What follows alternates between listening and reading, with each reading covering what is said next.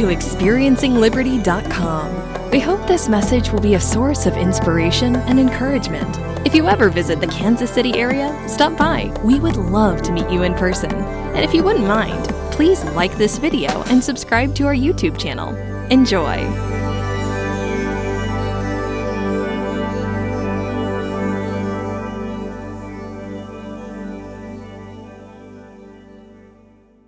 We're coming now to the fifth message in our series that we're calling The Days of Noah. So here we are, here's Adam and Eve, 2,000 years later comes the flood. Now in these days over here, prior to the flood, when they are repeated, then we know that Christ is soon coming back. Now we're living over here, 4,000 years since the flood, and today, we're seeing the repetition of the days that occurred over here 4,000 years ago.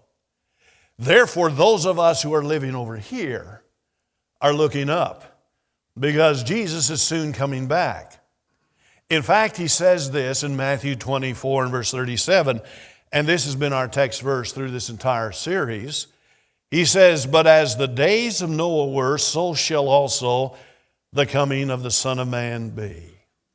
As the days of Noah were, when they're repeated, when the conditions are like they were back then we know that Jesus is just about ready to come back. Now, we're doing an investigation, therefore, on these days here, because we want to know what happened back then, so that we'll know that when these days are repeated, that Jesus is soon coming back. So therefore, the information that we've got to make this intelligent investigation actually is quite limited. There's not a whole lot to be found about these antediluvian world pre-flood days. In fact, in the Bible, there's only really three different occasions when we are told about the antediluvian world. And the main one, of course, is in Genesis in chapters number 5 and 6. It's a brief account of what happened to these 2,000 years over here. And then, of course, in chapter 7, we come to the flood when God destroyed just about everything.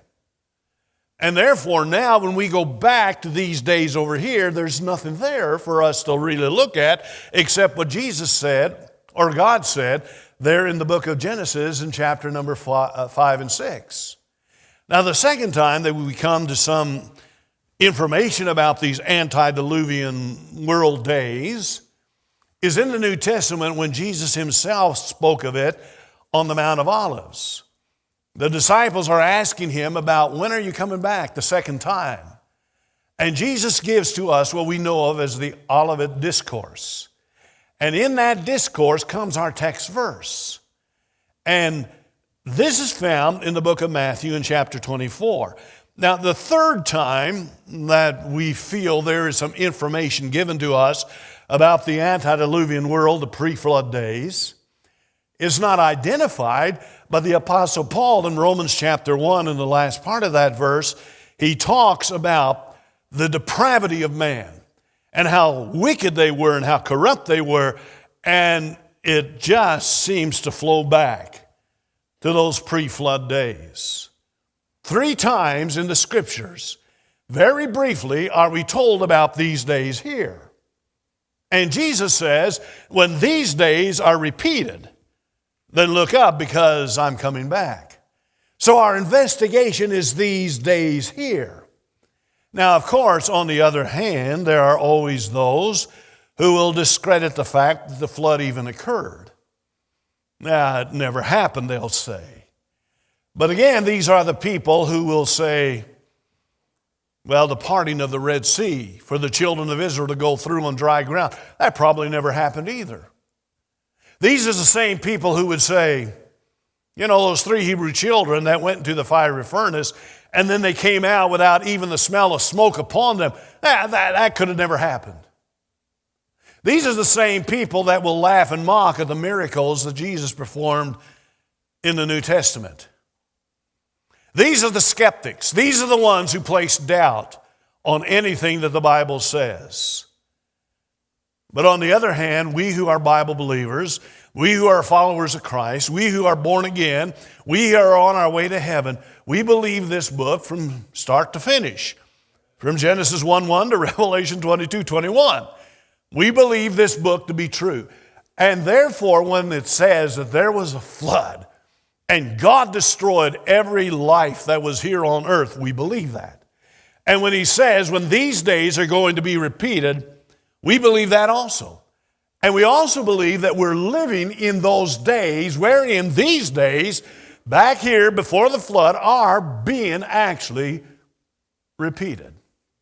Now, one of the great evidences of the fact that the flood did happen is back there in the eastern part of Turkey. Back, 100 and 150 years ago, it was somewhat discovered this large boat or ark high on a ledge in eastern Turkey on Mount Ararat. And there have been aerial sightings that have gone back down there to where this large boat has been encased in ice for years and years and years. And it is strongly believed that that ark or that boat that men have seen from the plains and have looked down and through discoveries that is the actual ark that Noah built. And the reason he built it is because God told him to build it. And not only that, he built it because God wanted to preserve life. And so Noah, along with his wife, along with his 3 sons, and along with their wives, 8 people, they got into that ark. Now, avalanches have happened and earthquakes have happened, and so some of the ark has fallen off to a lower level, but still, that ark itself that has been preserved for these 4,000 years is proof to us that a flood actually did happen and that Noah did get into that ark and life was preserved. And today, what we're saying is, now look, those days happen, and those days are repeating themselves over here. So in Matthew chapter number 24 and verse 37, on the Mount of Olives one day, Jesus is talking to his disciples, and he says, look, fellas, as the days of Noah were, so shall also the coming of the Son of Man be. So, in our series of messages, we've been talking about various signs, you might say, that have occurred back here that are occurring today. And today I want to talk to you for a few minutes about a couple more of these thoughts or these signs that might indicate to us as we are investigating these days that because of these 2 things I'm going to mention today, they are strongly happening today, which leads us again to believe that Jesus is just about ready to come back. So let me give you a couple of things to think about again this morning. Number 1, let's talk for a few minutes about the cities that were back here in the days prior to the flood itself. Now, when we mention cities, cities, there are those who logically will ask, well, is there enough population back in this period of time for there to even be any cities? And to answer that question, we have to go back and think about the longevity of life that those people had back in this antediluvian world. They lived 700 and 800 and 900 years. We live 70 and 80 and 90 years. We live about a tenth as long as they did back in those days. The childbearing years for us perhaps is about a tenth as long as it was for those people back in the pre-flood days. The longevity of their life, they lived long, much, much longer, 10 times longer than what we live. And when you put all of this together, there is an explosion of population during this 2,000-year period of time. I've mentioned to you before about this historian by the name of Josephus. He lived around the time of Christ and wrote down many of his thoughts. One of the things he says, and he reports, and again, I've mentioned this to you before, and when I read it, I questioned it, but who am I? He said that Adam and Eve gave birth during that period of time, now not in the Garden of Eden, but after they came out of the Garden of Eden, they gave birth to Cain and Abel, and then we read about Seth. But according to Josephus, Adam and Eve also gave birth to a total of 56 children, 28 daughters and 28 sons.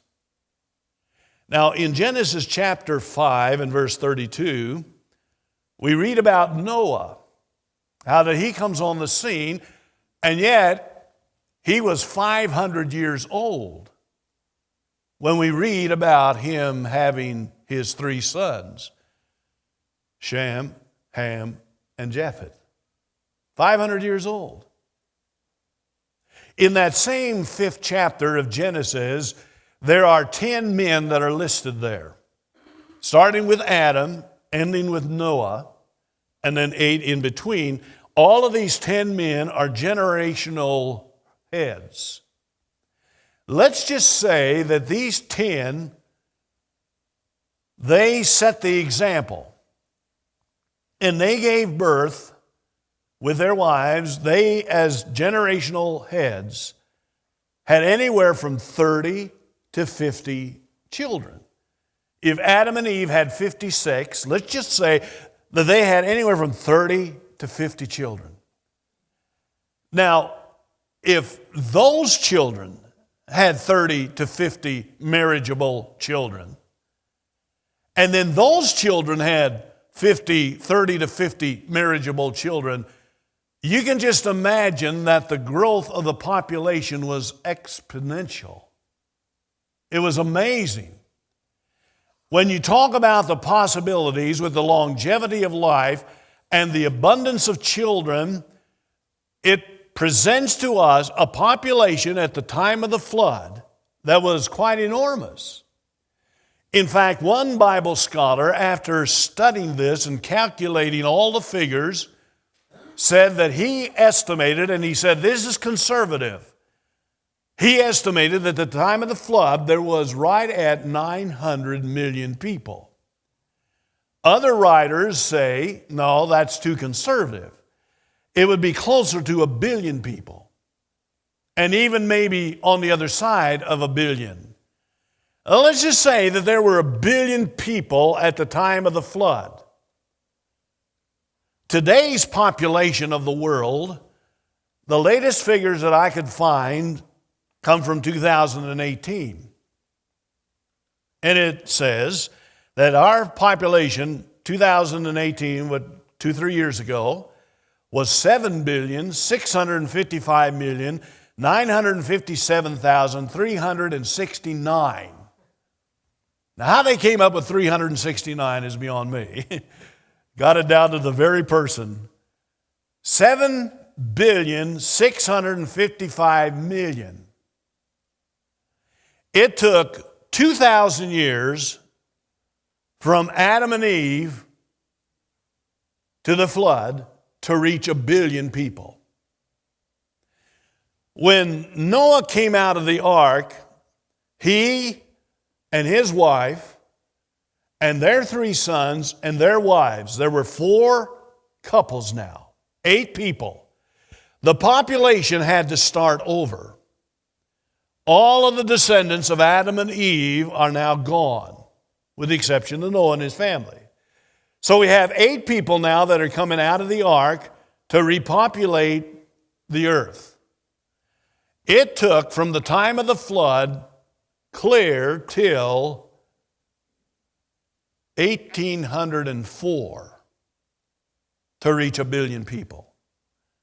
Almost twice as long as it did for these people here to reach 1 billion people. Now, from 1804, it took another 123 years to reach 2 billion, another billion, of course, and that was 1927. And then in 1960, we finally reached 3 billion people. And today, 7,655,955,369 people. And they tell us that we will reach 10 billion people on the face of the earth by the year 2057. There's a lot of people who are alive today that are in cities.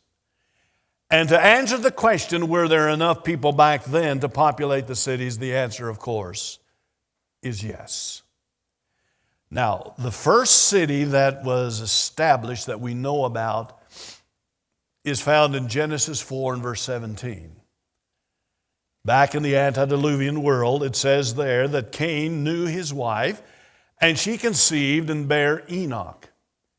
And he builded, this is Cain now, he builded a city and called the name of the city after the name of his son Enoch. Now this Enoch is not the same Enoch that walked with God and was translated and did not die. This Enoch was the son of Cain who built the first city.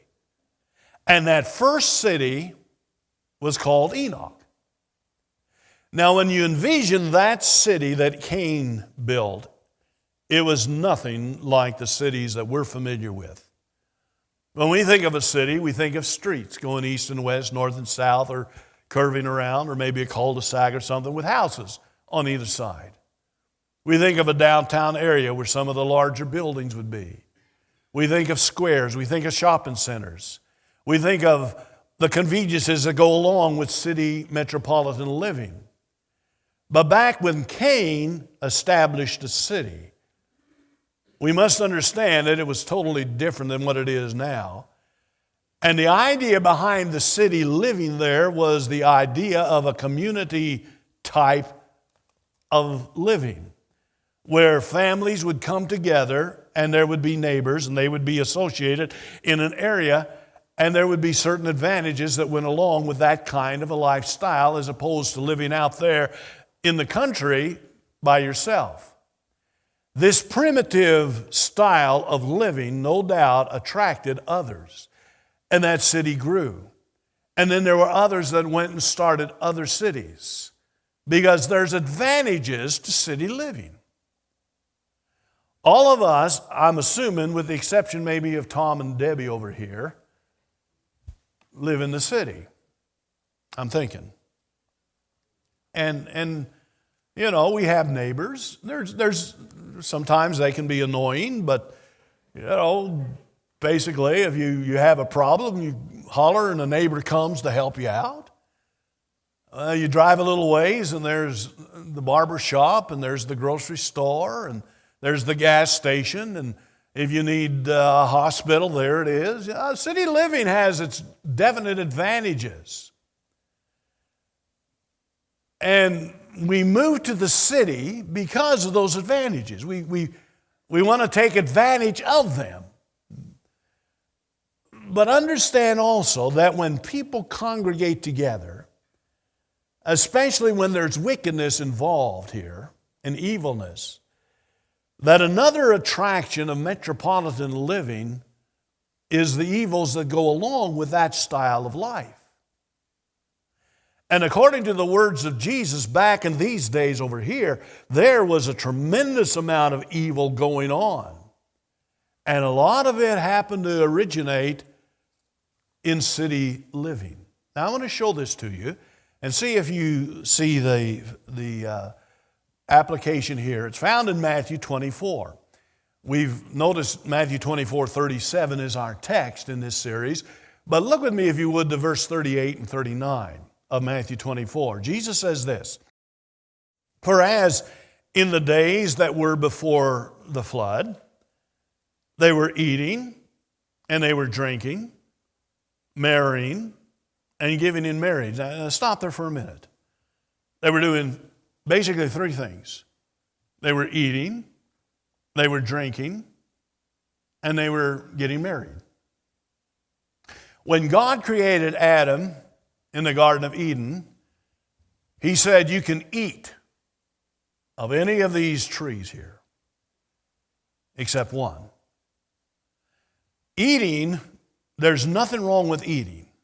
Thank goodness. We love to eat. It's not a sin. Now, we can abuse it, of course, but eating is something we thoroughly enjoy. And God made it such that we needed to eat. In the Garden of Eden, there was a river. In fact, it branched out into 4 different rivers. And so there's water to drink. And we enjoy drinking water and stuff that goes along with water and makes it flavorful and this and that. Again, unless we abuse it. And then as far as marriage, we know that God created a woman, Eve, and brought her to Adam rather. And here's Adam and Eve, and God blessed that union. God is all for marriage. And so the Lord here is talking about the end times.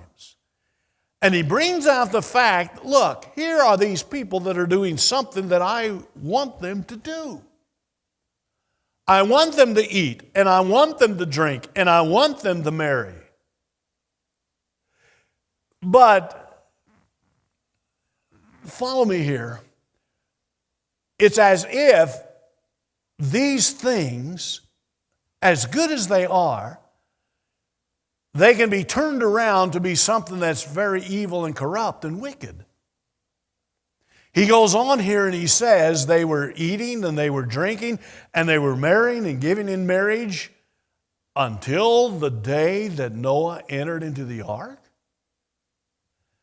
And then he goes on and says this startling statement, "And knew not until the flood came and took them all away." They did not know that judgment was coming? Could it be that they were so involved with this party atmosphere, this living to just satisfy the flesh? What's in it for me? They did not know?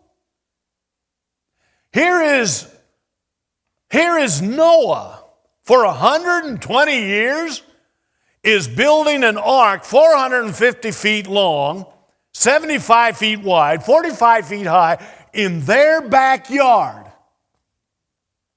And they did not know? And no doubt for that 100 and some years, Noah, along with his family, were talking to these people, their neighbors, their friends, telling them about the judgment to come. And they did not know? They were so mindful about what they could eat next, what they could drink next, who they could marry next, that they didn't even know until the flood came. Wow. And took them away. And then, no doubt, as the rain was coming down, as the waters were coming up, they no doubt were saying, we didn't know. What happened? Why didn't somebody tell us? They were so involved with all of the evilness of the world that they did not even hear the fact that judgment was coming. There is really no way for anybody with any vocabulary to describe in detail the wickedness that went on during that time period over here. It was so wicked, that we can't hardly, with our vocabulary, describe it. Now, we live in cities. We enjoy city living. There's benefits to it. However, if we come into city living with the right attitude and the right focus and with the right mindset, city living, metropolitan living is great. But we all know for a fact that city living can turn to be extra wicked. Now, I want to read you a scripture. This is not found in your notes, nor is it going to be on the wall. I read this last night. It's found in Genesis 13. As I was reading the Bible, I'm studying the Bible, I come to this verse of Scripture in Genesis 13, verses 12 and 13. Here's what it says. Abram, this is talking about Abraham and Lot, if you remember the story. And their flocks were so large, their livestock was so much, that their herdsmen were beginning to fight with each other. And so Abraham says, let's divide, let's separate, let's not have this conflict. So Abraham gives Lot the choice. What do you want? Where do you want to go? He said, then I'll take the other part. So we read in verse 12, Genesis 13, that Abram dwelled in the land of Canaan, and Lot dwelled in the cities of the plain, and pitched his tent towards Sodom. But the men of Sodom were wicked and sinners before the Lord exceedingly. It seems like when people come together and do not have the right focus on God, there can be all kinds of evilness and wickedness. It happened over here, Sodom and Gomorrah. We know of the city of Nineveh.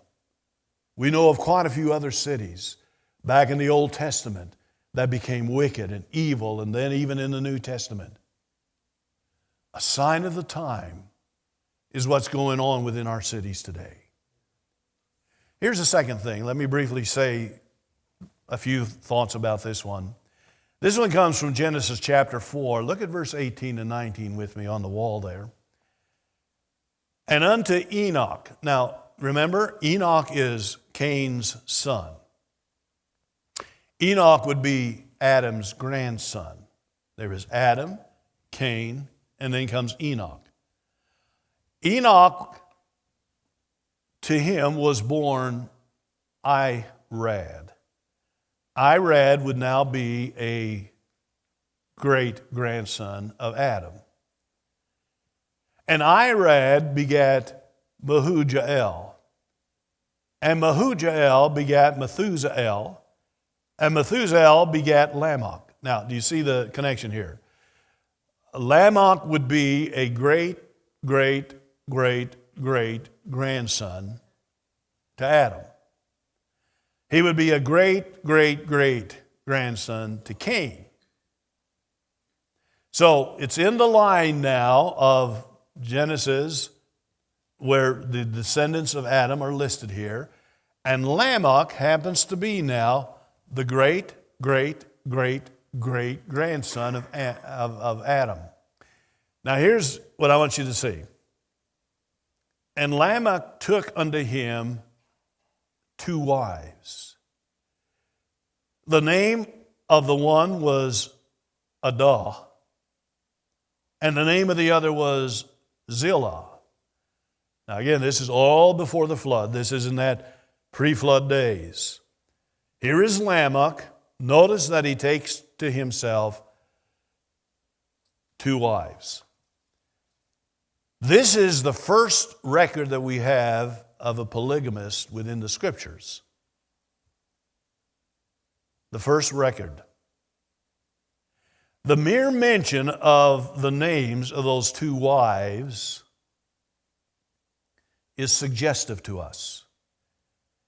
And it suggests to us that the men of this evil time here, their desire for women was more of a physical sensuality than anything else. When God created Adam, He created Eve. Now in the Bible we read how that men would have several wives. But God's plan was one man for one wife one wife and one man. And Lamech now is the first polygamist.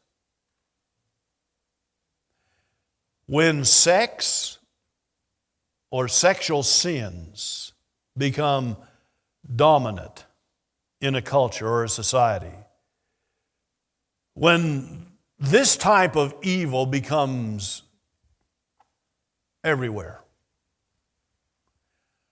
there's a whole lot of things that happen. For example, back in this day and even today, because of the sexual culture that they were in and we're in today, when sex is so predominant, living a clean and pure, chaste life, a life that is such that when the two people come to the altar, they are both virgins. That type of thing, when sex is all over the place, that type of thing is laughed at. And it is mocked at. And nobody believes that anybody comes to a marriage altar anymore pure and clean. When the sex thing, when it just becomes ever so dominant within our lives, marriage itself becomes loosely esteemed. And when this thing of sex becomes so predominant, those vows, those holy, sacred vows that are made at the marriage altar in holy matrimony, not only to the bride and the groom, but those vows that are made to God and made to the people who are sitting out there as witnesses, when this sexual culture dominates us, those vows are so easily broken. Lamech represents a culture. It represents a people that was engaged in romantic adventures or sexual sins that extended far beyond the bounds of marriage. God teaches us what the boundary lines are. And yet man, because of his evilness and wickedness, has just abused that and stretched them. And because of that, we'll have marriages, but you know for a fact there's going to be a lot of divorces. We know for a fact when this culture becomes so engaged in this type of thing that polygamy or free love is going to be taken for granted. And we know for a fact that when this type of thing invades our society, that there's going to be a lot of one-parent families, and there will be a lot of same-sex marriages and coming together and transgender stuff, all of which in the Scriptures is looked heavily down upon. It isn't the will of God when all of this happens, because God has created a man and a woman to come together and become one flesh. The depravity of that day over here was so bad that God even said this in Genesis 6 and verse 6. It repenteth the Lord that he had made man on the earth. God repented when he looked down and he saw the world in this period of time. And he said, my cup of wrath is full. I can't take it anymore. And he sent the flood. And we're living in a time over here, and we know this for a fact, that what is happening today is so repulsive to God that He is saying the same thing, and He's just about ready to pour down His wrath upon this world. Jesus is talking to His disciples there on that mount. And they're asking Him about the end times, and He is saying to them, here is a sign, here is a sign, there's a sign. But if you really, really want to know as to what's going to happen before I come back the second time,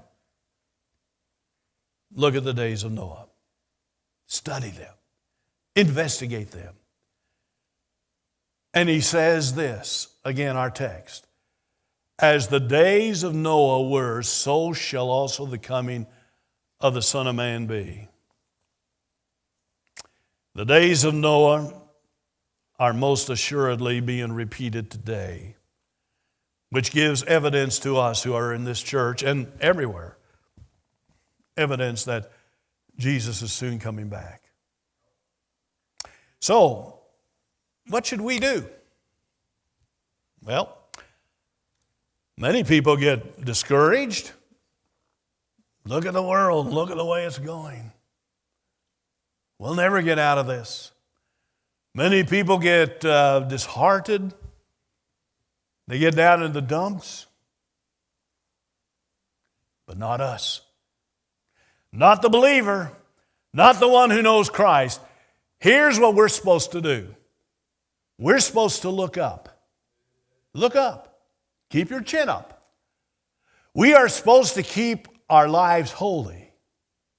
As believers and followers of Jesus Christ, we're to keep our hearts insulated from sin. And not only that, but we who are born-again believers who love the Lord Himself, we are to be in constant readiness for the Lord's return. Here's what the Bible says. Jesus said this in the book of Luke, chapter 21 and verse 28. He said, and when these things began to come to pass, and they have begun to come to pass. We know this. Jesus says this. When they begin to come to pass, then look up. Look up and lift up your heads. For your redemption, the redemption now is Jesus. He is our Redeemer. For your redemption draweth nigh. He's soon coming back.